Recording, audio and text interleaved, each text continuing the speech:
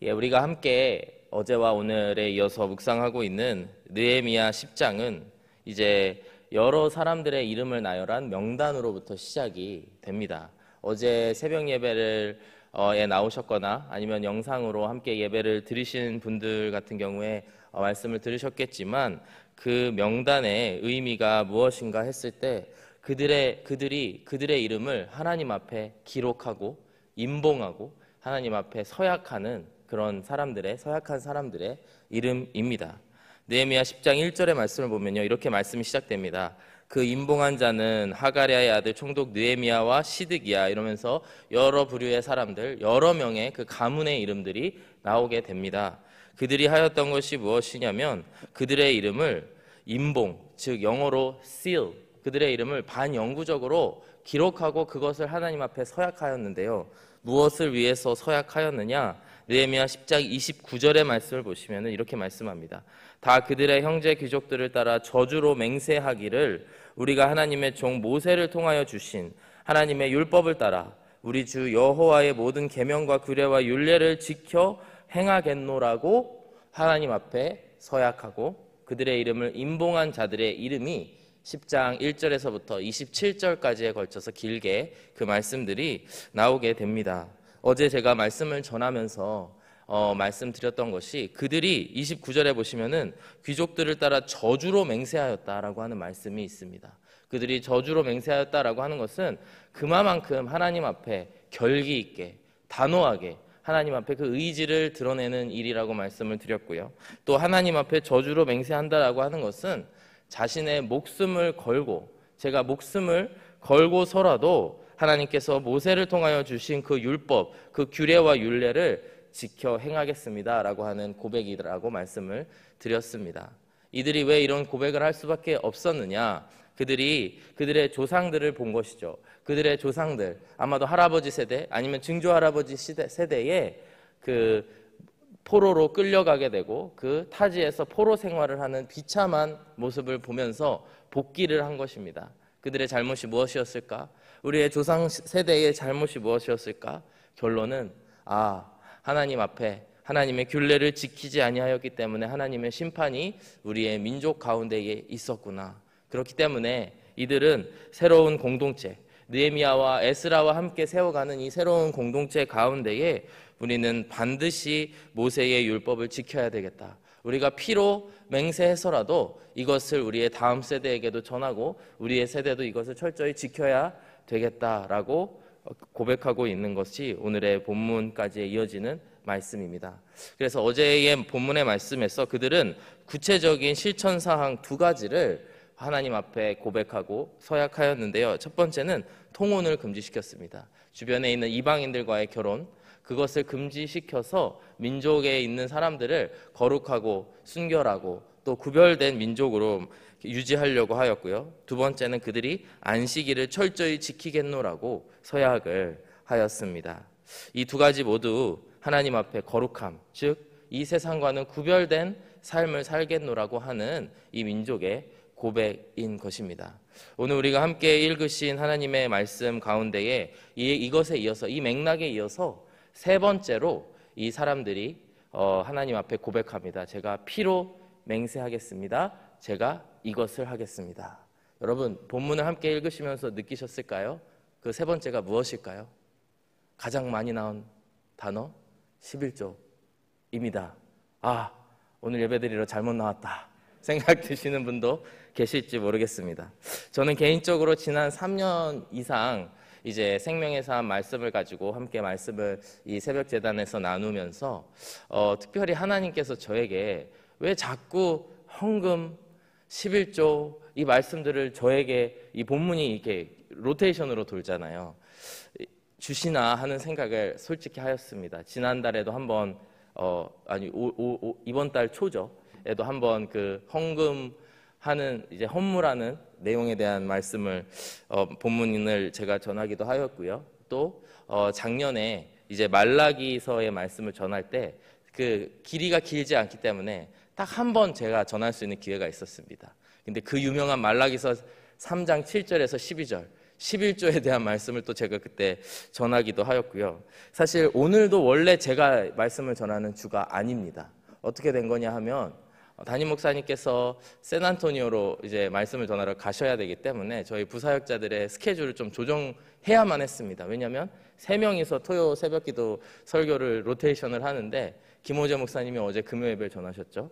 내일은 장희찬 목사님이 말씀을 전하십니다. 토요일을 누가 해야 되겠습니까?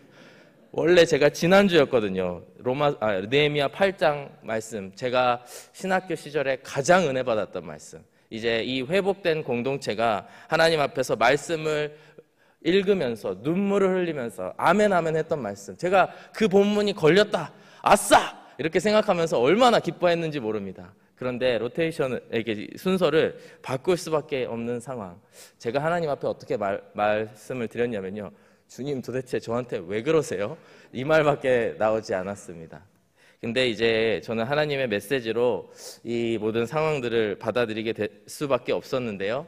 하나님, 이 정도 됐으면 더 이상 도망가지 말고 11조에 대하여 또 헌금에 대하여 한번 철저하게 설교해봐라, 이런 하나님의 말씀으로 받아들였습니다.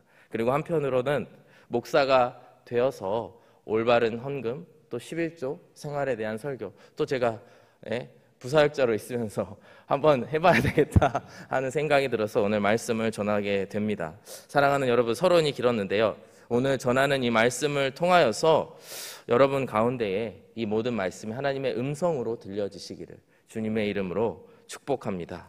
그리고 부족한 종의 입술로 전해지는 하나님의 말씀이지만 이 하나님의 말씀 앞에 한번 자신의 생활을 돌아보시게 되고 또 자신의 생각을 돌아보시면서 과연 나는 하나님 앞에 어떻게 나아가야 되는가를 함께 이 시간 돌아보시고 살펴보시고 기도하는 시간이 되었으면 좋겠습니다.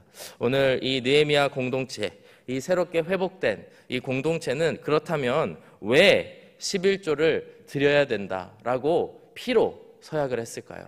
우리는 그 마음을 한번 돌아보기를 원합니다. 그리고 그들 가운데에 그렇게 고백할 수밖에 없었던 상황, 그리고 그들이 결심한 11조를 어떤 마음으로 하고 있는가를 오늘 우리가 함께 돌아보면서 우리의 공동체가 이 새롭게 회복되어져 가는 공동체, 그리고 부흥해 가는 이 공동체처럼 우리 가운데에 진정한 영적인 회복이 있기를 간절히 소망합니다. 그리고 우리 가운데에 진정한 하나님의 부흥의 말씀이 임하기를 이 시간 간절히 소망합니다. 오늘의 본문을 통하여서 우리가 첫 번째로 알 수 있는 것은요, 하나님께 드리는 제물은 모두 우리가 자발적으로 스스로 해야 되는 것임을 오늘의 말씀은 기록을 하고 있습니다. 오늘의 말씀 32절의 말씀을 보시면 이렇게 말씀이 시작이 됩니다. 우리가 또 스스로 규례를 정하기를 해마다 각기 세겔의 3분의 1을 수납하여 하나님의 전을 위하여 쓰게 하되, 여기서 보시면요, 우리가 스스로 규례를 정하였다라고 말씀하고 있습니다. 즉 이것이 무엇을 의미하냐면 누군가에 의해서, 심지어 하나님을 포함해서라도 누군가 다른 사람에 의해서, 타인에 의해서 타의적으로 정해진 것이 아니고 스스로 행해졌다라고 말씀을 하고 있습니다. 여기서 스스로라고 쓰여진 이 단어는 이 의미를 자세히 해석을 하게 되면요, 우리가 스스로 자신에게 이 규례를 들이댔다, 이렇게 이해를 하시면 되겠습니다. 스스로 율례로 스스로 묶는 것을 상상하시면 되는데요,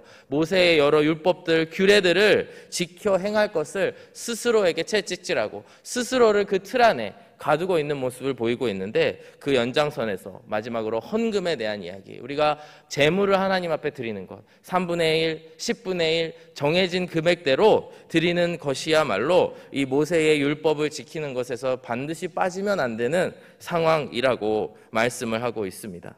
그렇습니다. 이스라엘은 자발적으로 헌금을 하려고 하는 것인데, 사실 우리가 살다 보면은 이런 질문들을 많이 받기도 하실 것입니다. 기독교인이 되려면 10분의 1을 꼭 드려야 돼?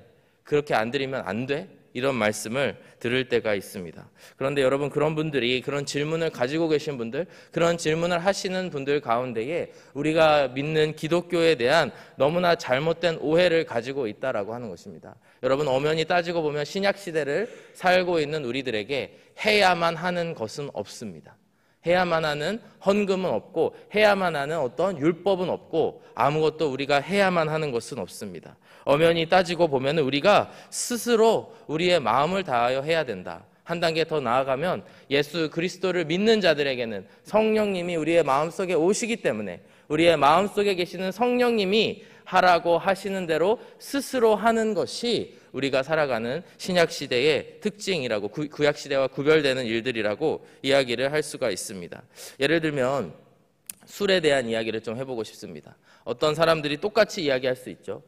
기독교를 믿으면, 예수님 믿으면 이제 술을 끊어야 되냐, 이런 질문을 저도 정말 많이 받았습니다. 왜냐하면 저의 친구들이 술을 너무 좋아하기 때문이죠.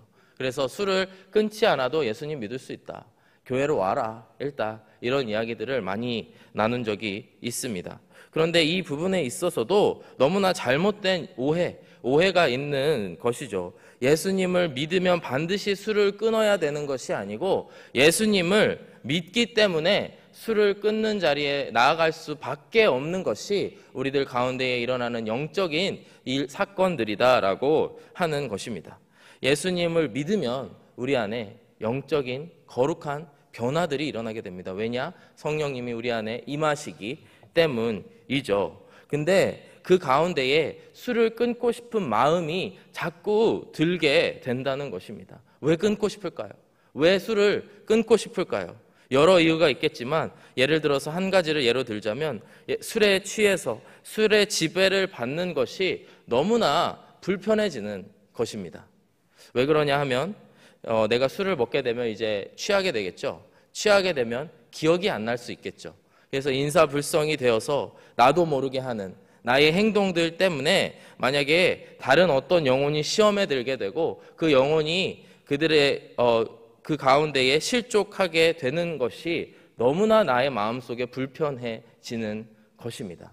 그렇기 때문에 자발적으로 내 안에 계시는 성령님에 의해서 내가 술을 끊어야 되겠구나 라고 하는 자리로, 그러한 단계로 나아갈 수밖에 없는 것이 우리 안에 일어나는 거룩하고 영적인 변화들인 것입니다. 그렇기 때문에 한 영혼을 구원하는, 또 구원의 통로로 사용받기 위해서는 더 이상 술을 먹을 이유도 없고 술을 먹을 명분도 없어지는 것이죠. 자동으로 술을 끊고 싶어지는 것입니다. 11조와 헌금 생활도 이와 마찬가지입니다. 누가 내라고 해서, 누가 강요해서, 타인에 의하여서 이루어지는 것이 절대 아니라고 하는 것이죠. 우리가 하나님을 사랑하기 때문에, 또 하나님께서 사랑하시는 그리스도의 몸된 교회를 사랑하기 때문에 우리는 하나님 앞에 드리는 것입니다. 그리고 그것을 우리는 좀 더 쉽게 하기 위해서 드려야 되는 양을, 포션을 정해서 드리기로 작정을 하는 것이죠. 그렇기 때문에 당연히 하나님만 아시면 되는 것이지 나의 한 일을, 오른손이 한 일을 왼손이 알 필요도 없는 것입니다. 마태복음 23장 23절의 말씀을 보시면요, 예수님께서 외식하며 10의 1조를 드리는 것을 너무나 싫어하는 것을 볼 수가 있습니다. 화 있을진저 외식하는 서기관들과 바리새인들이여, 너희가 박하와 회향과 근체의 11조는 드리되 율법에 더 중한 바 정의와 긍휼과 믿음은 버렸도다. 그러나 이것도 행하고 저것도 버리지 말아야 할지니라. 여기서 이 외식하는 서기관들과 바리새인들은 박하와 회향과 근체, 여러 그 당시에 쓰여졌던 나물들까지도 10의 1조를 떼어서 드렸습니다. 그들이 왜 그것을 드렸을까요? 하나님을 진정 사랑해서 드렸을까요? 그렇지 않습니다. 자신이 믿음이 좋다, 자신이 하나님과 가깝다라는 것을 보여주고 자랑하기 위해서 드렸다는 것입니다. 예수님께서는 그러한 것을 절대 잘한 것이 아니라고 말씀을 하고 있습니다. 왜 그렇습니까? 하나님은 우리의 10의 1조 혹은 10의 2조 아니면 그거보다 적은 어떠한 액수가 중요한 것이 아니고요. 하나님께서는 그것을 통해 우리의 마음을 보실 것이기 때문입니다. 하나님의 관심은 우리가 드리는 11조의 금액에 있지 않습니다. 그렇기 때문에 우리가 마음을 다해 드리기만 한다면 10의 1조를 드리든 10의 2조를 드리든 상황에 따라 20분의 1을 드리든 그것은 하나님의 관심사가 아니다라고 하는 것입니다. 그렇다면 무엇이 하나님의 관심사일까요? 스스로 자발적으로 드리는 것. 하나님이 너 이거 내야 된다, 안 내면 너의 저주가 임할 거다, 이렇게 해서 드리는 것이 아니고요. 반대로 주님, 제가 스스로 하나님 앞에 주님을 사랑하기 때문에 드리겠습니다 라고 하는 그 마음을 하나님께서는 좋아하시고 기뻐하신다라고 하는 것입니다. 다시 본문으로 돌아와서 보게 되면은 오늘 이러한 고백을 하고 있는, 피로 서약하고 있는 이 유다 공동체, 이 공동체를 바라보시면서 하나님의 마음이 어떠셨을까? 참 기쁘셨을 것 같습니다. 야, 너희들 내가 그렇게 하라고 이야기도 하지 않았고 그렇게 돌아오라고 이야기도 하지 않았는데 너희들이 스스로 자발적으로 하고 있구나. 얼마나 하나님께서 기뻐하셨을지 모르겠습니다. 저는 제가 정확하게 11조를 시작한 게 군대를 갔다 와서부터 시작하였습니다. 왜냐하면 그 전에는 어느 정도 인컴이 있는 때도 있었지만 이게 뭐라 그럴까요? 정확하게 이렇게 규칙적으로 어느 정도의 인컴이 들어온 생활을 하지 않았기 때문에 뭔가 일이 있으면 11절 드리고 또 없으면 못 드리고 그러다 또 뭐가 있으면은 뭐 드릴 때도 있고 안 드릴 때도 있고 뭐 이런 삶을 살았습니다. 그러다가 당시에 제가 섬겼던 그 교회의 목사님께서 하신 말씀이 제 마음속에 와닿았습니다. 모든 성도가 11조만 똑바로 하기만 한다면 교회의 재정은 절대 어렵지 않다. 이렇게 말씀하는 말씀을 듣고 내가 버는 돈이 그 당시에 몇만 원 못 벌었거든요. 전 군인이었기 때문에. 그렇기 때문에 이 중에 11조가 정말 몇천 원이잖아요.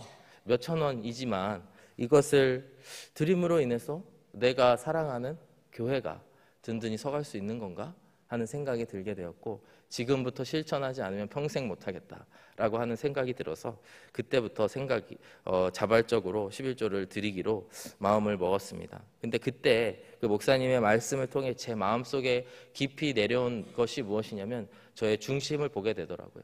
내가 왜 이걸 드리지? 내가 왜 이걸 꼭 드려야 되지? 이 율법적인 것 같은 이 일들을 왜 드려야 되지? 내가 교회를 사랑하기 때문에 그리고 교회를 사랑하시는 하나님을 사랑하기 때문에 내가 스스로 드려야 되겠구나라고 하는 생각이 들었습니다.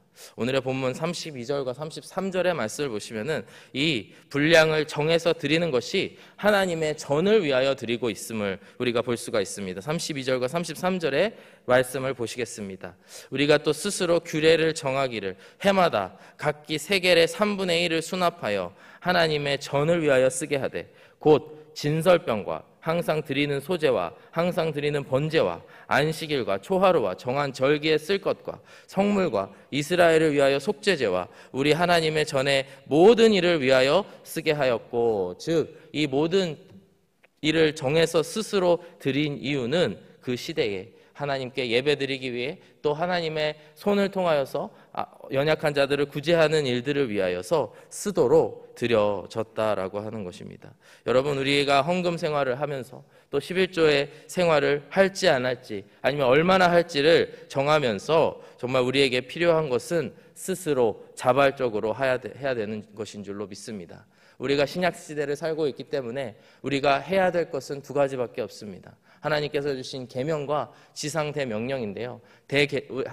예수님께서 주신 계명은 우리가 하나님을 사랑하고 우리의 이웃을 서로 사랑하는 것입니다.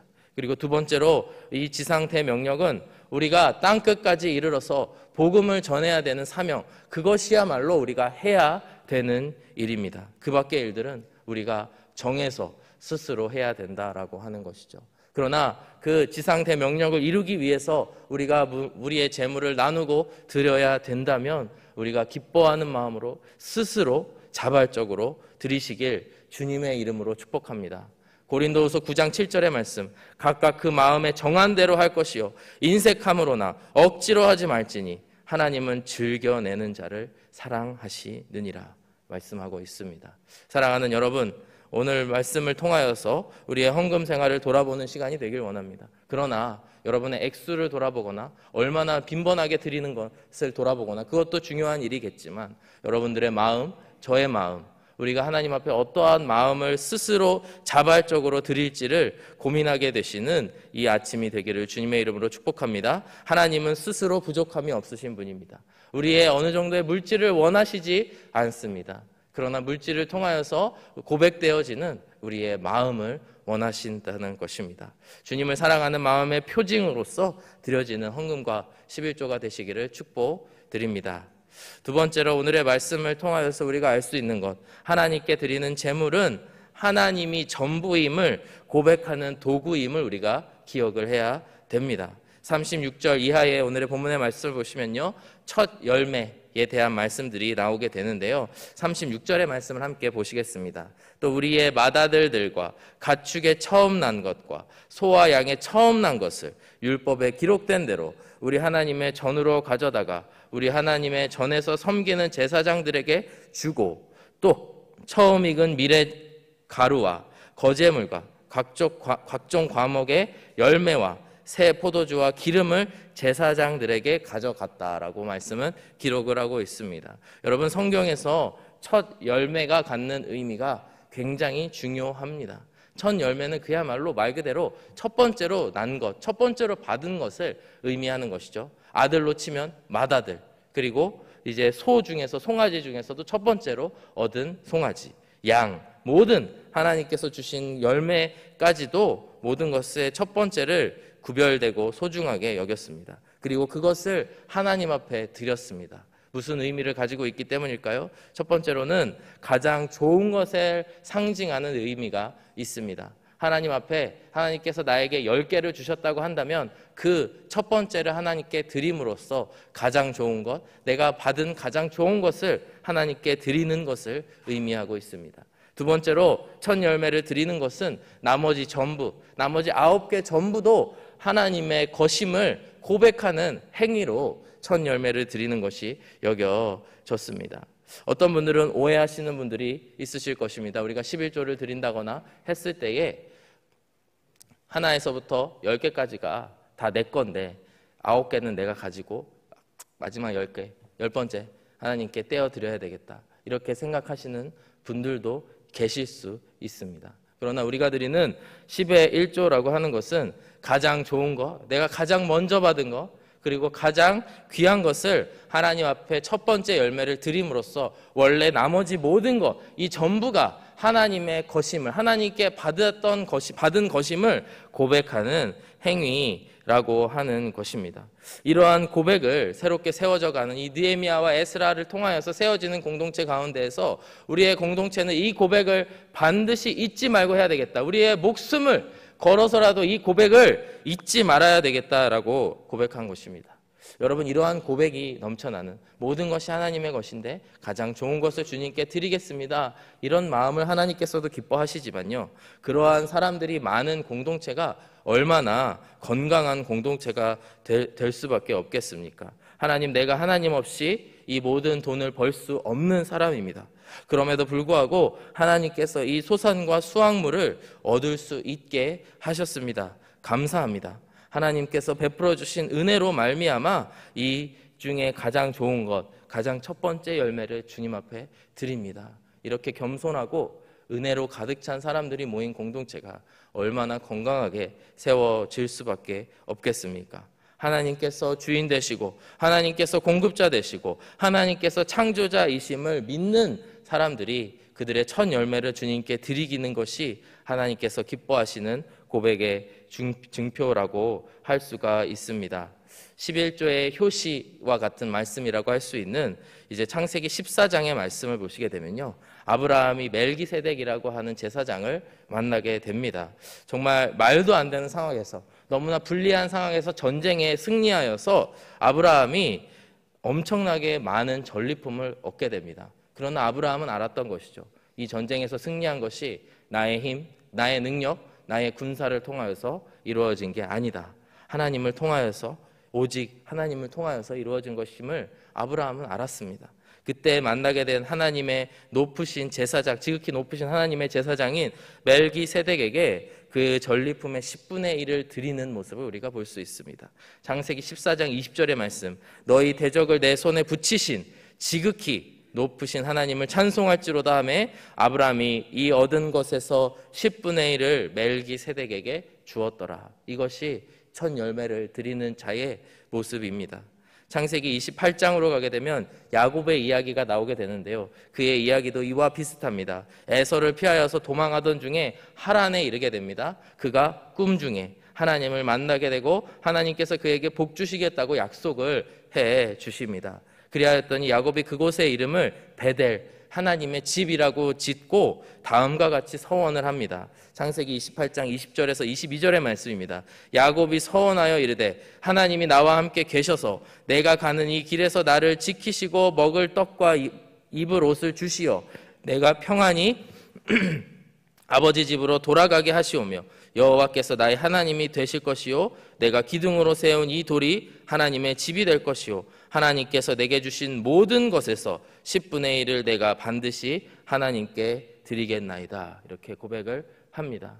하나님께서 먼저 아브라함과 야곱의 팔을 꺾으시면서 야 10분의 1 내놔 이렇게 말씀하신 거 아닙니다. 이들이 스스로 알았기 때문에 고백을 한 것이죠. 이 전쟁의 승리가 나에 의한 것이 아니었구나. 하나님 나에게 주시는 축복이 나의 어떠한 내가 잘해서 얻은 것이 아니구나라는 것을 아브라함과 야곱이 알았기 때문에 이들이 하나님께 10분의 1을 먼저 드리면서 나아갈 수 있었고 그렇게 약속드릴 수 있었던 것입니다. 우리는 입술로는 고백합니다. 내가 누려왔던 모든 것들이, 내가 지나왔던 모든 시간이, 내가 걸어왔던 모든 순간이 당연한 것 아니라 은혜였소. 모든 것이 은혜, 모든 것이 은혜, 한없는 은혜, 내 삶에 당연한 거 하나도 없었던 것을 모든 것이 은혜였소 라고 고백을 하지만 정작 우리는 하나님 앞에 아무것도 드리지 못하는 그런 자들의 모습이 우리에게 있지는 않습니까? 사랑하는 여러분, 우리가 11조와 헌금으로 주님 앞에 사랑을 고백하게 되시길 축복합니다. 그리고 그것이 정말 진정 하나님이 공급자 되시고 하나님이 우리의 창조주 되시고 주인 되심을 인정하게 되는 일이라고 믿습니다. 한국의 기독교가 처음 들어왔을 때 이 11조의 전통이 세워졌다고 합니다. 당시 조선 예수교 장로회에서 연보, 즉 일반 헌금을 제외한 11조를 드리기로 결의하였고 그것이 여러 세대에 걸쳐서 시대적으로 환경적으로 지금까지 이르러서 그 일들이 이루어졌다고 기록되어져 있습니다. 어떠한 상황 때문에 이렇게 하였는가? 정말 그 교회가 세워지고 일제시대가 되었습니다. 그리고 그 이후에 6.25 동란도 있고 너무나 불행하고 힘들었던 험난했던 우리 대한민국의 근현대사 가운데에 교회가 살아남을 수 있는 방법은 11조를 드리는 것뿐이었다고 한 역사가는, 기독교 역사가는 이야기를 합니다. 그래서 모든 사람들이 율법에 매여서 정말 억지로 그걸 드리면서 교회가 나와왔느냐? 그렇지 않다라는 것을 여러분 잘 아실 것입니다. 우리의 조상, 우리의 전 세대, 전전 세대들이 얼마나 기쁨으로 11조를 주님 앞에 드렸고 하나님께서는 그 마음을 보셨다고 생각합니다. 그 마음을 보시고 한국 교회들을 얼마나 든든히 세워가셨는지 우리가 알 수가 있습니다. 그 이유가 무엇일까요? 그 이유는 바로 그들 가운데에 은혜가 회복된 사람들이 너무나 많았다는 것이죠. 하나님께 받은 은혜를 기억하였기 때문에 그 은혜에 갚기 위해서 10분의 1, 때로는 연약해서 20분의 1, 때로는 넉넉해서 10의 2조를 드리면서 나아왔다라고 하는 것입니다. 사랑하는 여러분, 오늘 우리가 함께 묵상하는 이 느헤미야 공동체에서 11조를 강조하는 이유는 그들 가운데에 확실한 은혜의 회복이 있었기 때문인 줄로 믿습니다. 그들의 중심에는 하나님께서 주신 모든 것, 하나님께서 모든 것을 주셨기 때문에 내가 10분의 1, 10분의 2 아니면 20분의 1 어느 포션이든지 정해서 드리는 것이 어렵지 않았다라고 하는 것입니다. 팀 켈러 목사님이 쓴 내가 만든 신이라고 하는 책에는 이런 이야기가 나오게 됩니다. 목사님에게 성도들이 종종 물어본다고 합니다. 목사님, 진정 연소득의 10%를 헌금해야 합니까? 그러면서 그 사람들이 구약 신자들은 10%를 드려야 되는 명백한 명령들이 있었지만 신약에는 없지 않습니까? 구체적인 규정이 없는데 신약 시대를 살고 있는 우리가 무조건 10%를 헌금해야 하는 것입니까? 라고 물어본다고 합니다. 팀 켈러 목사님은 그런 말을 듣게 되면은 네 말이 맞습니다. 성경에 그렇게 기록되어져 있는 게 맞습니다. 라고 고개를 끄덕인다고 합니다. 그러면서 재빨리 그 사람이 떠나가기 전에 재빨리 묻는 질문이 있는데요. 신약의 11조 규정이 명확히 나와 있지 않은 이유를 말씀드리겠습니다. 생각해 보시죠. 우리가 받은 하나님의 은혜와 진리가 구약 신자들보다 많습니까? 적습니까? 이렇게 물어본다고 합니다. 다시 한번 생각해 보십시오. 우리가 받은 하나님의 은혜와 진리가 구약의 신자들보다 적습니까? 많습니까? 그러면서 이렇게 말씀합니다. 우리가 그들보다 은혜의 빚을 더 졌습니까? 덜 졌습니까? 예수님은 우리를 구원하려고 자신의 목숨과 피를 10분의 1만 주셨습니까? 다 주셨습니까? 라고 이야기한다고 합니다. 그렇습니다. 여러분, 신약시대를 살고 있는 우리에게 이걸 해야 된다, 저걸 해야 된다라고 하는 것은 하나님에 대해 오해하는 것입니다. 오히려 우리가 스스로 자원하는 마음으로 주님 앞에 드리고 그 가운데에 우리의 마음이, 우리의 영혼이 깨끗한 영혼, 자발적으로 나아갈 때에 주님께서 그 마음을 기뻐하신다라고 하는 이 중심에서 벗어나시지 마시기 바랍니다. 말라기서 3장 10절과 11절의 말씀은 이렇게 말씀합니다. 만군의 여호와가 이르노라, 너희의 온전한 11조를 창고에 들여 나의 집에 양식이 있게 하고 그곳으로 나를 시험하여 내가 하늘 문을 열고 너희에게 복을 쌓을 곳이 없도록 붙지 아니하나 보라. 만군의 여호와가 이르노라, 내가 너희를 위하여 메뚜기를 금하여 너희 토지 소산을 먹어 없애지 못하게 하며 너희 밭에 포도나무 열매가 기한 전에 떨어지지 않게 하리니. 저는 전체 하나님의 말씀 중에 가장 많이 오역된 말씀이 이 말씀이라고 생각합니다. 이 말씀이 읽다 보면 참 안타까운 마음들이 들기도 하는데요. 여기서 하나님께서 하시는 말씀은 철저하게 우리의 마음입니다. 우리의 마음을 드릴 때에, 하나님께 우리의 올바른 중심으로 드릴 때에, 그리고 그것을 11조라고 하는 수단을 통하여서 표현을 할 때에 하나님께서는 우리에게 복을 주시지 않을 이유가 없음을 약속하고 계시고 주님께서 말씀해 주고 계시는 줄로 믿습니다. 사랑하는 여러분, 이쯤에서 말씀을 마무리하려고 합니다. 다행이죠.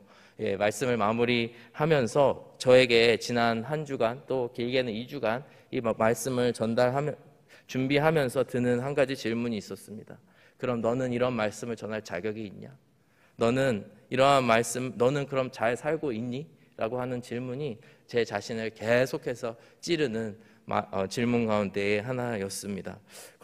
거듭 말씀드리지만 이 11조와 헌금에 대한 말씀은 누군가가 자격이 있어서 전하는 것이 아닌 줄로 저는 결론을 내렸습니다. 저는 11조 생활을 하고 있지만 사실 부끄럽게 그게 전부입니다. 가까스로 10분의 1 조금 넣는 금액을 어떻게 하나님께 드리기를 애쓰는 것뿐이지 더 드리라고 하면 저도 참 마음이 힘들 것 같다는 생각이 들었습니다. 왜냐? 이미 내 거라고 생각하고 있기 때문이죠. 그러나 오늘의 말씀을 통하여서 우리가 서로 이것을 내면 자격이 있고 이걸 내지 않으면 자격이 없고 이런 수준에서 벗어나서 주님 오늘 나에게 어떤 마음을 주고 계시는지, 또 그 마음을 통하여서 내가 우리 사랑하는 교회를 위해 또 하나님의 나라를 위해 어떻게 해야 될지를 돌아보시는 이 아침이 되기를 원합니다. 그리고 이 11조를 통하여서 부귀영화를 위해 드리는 것이 아니고 또한 어떠한 부흥을 위해 드리는 것이 아니고 우리의 회복의 첫 단추가 되어지는 온전한 올바른 헌금 생활이 되시기를 주님의 이름으로 축복합니다. 우리가 영적인 회복을 꿈꾼다면 자발적인 마음으로 주님께 드려야 되기를 원합니다. 드려야 되는 줄로 믿습니다. 그리고 이 사랑의 고백이 우리에게 반드시 필요한 줄로 믿습니다. 오늘 선포된 이 말씀이 하나님의 음성으로 여러분들에게 들려지셨기를 소망하고 축복합니다. 우리가 회복을 위하여 희생이 필요합니다. 그리고 진정한 회복을, 영적인 회복을 원하신다면 다시 한번 헌금 생활을 복원하시기 바랍니다. 그리하여서 우리가 오늘 이 순간 다시 일어나 온전한 마음으로 주님께 예배하게 되시기를 주님의 이름으로 축복합니다.